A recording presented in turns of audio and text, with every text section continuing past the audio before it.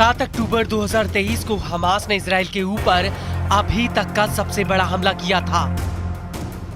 तो उसके जवाब में इजरायली फौज ने गाजा पर जमीनी हमला कर दिया था और तब से लेकर अब तक गाजा में भारी तबाही मचाने के बावजूद भी आईडीएफ हमास का सफाया नहीं कर पाई।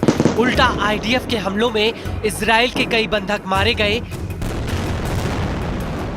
वहीं दूसरी तरफ गाजा की हर गली कूचे पर हमास के लड़ाके अभी भी उतनी ही ताकत से आईडीएफ के ऊपर घात लगाकर बैठे हैं। जैसे ही आईडीएफ के सैनिक और टैंक उनके निशाने पर आते हैं, वैसे ही हमास के लड़ाके उनके ऊपर गोरिल्ला स्टाइल में अटैक कर देते हैं।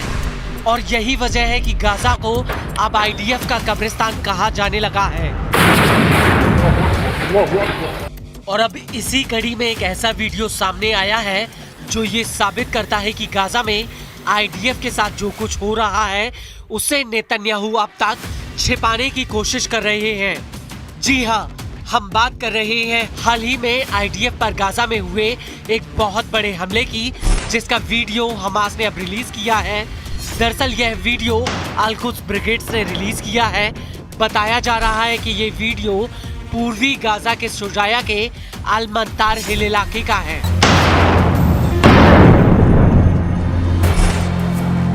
इस वीडियो में दूर मलबे के ढेर पर तकरीबन 6 से 7 इजरायली सैनिक नजर आ रहे हैं और पहले तो कुछ सैनिक खड़े होकर आगे जाते हैं और इनमें से कुछ सैनिक मलबे के पीछे छिपकर बैठ जाते हैं। और इसके बाद स्क्रीन पर 2 सैनिक नजर आते हैं जो अपनी राइफल से सामने किसी चीज पर घात लगाते हैं, लेकिन उन्हें नहीं पता होता कि उनके ऊपर अल-कुद्स का एक लड़ाका पहले ही घात लगाकर बैठा है।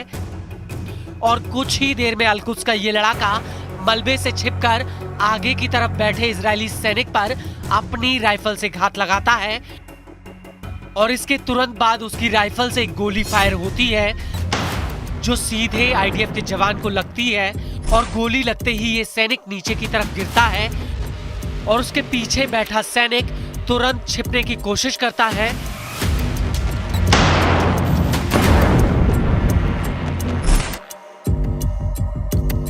हालांकि इस हमले को लेकर आईडीएफ की तरफ से कोई प्रतिक्रिया नहीं आई और इस बात को लेकर भी कोई जानकारी सामने नहीं आई कि इस हमले में आईडीएफ के इस जवान की जान चली गई या फिर वो जिंदा बच गया।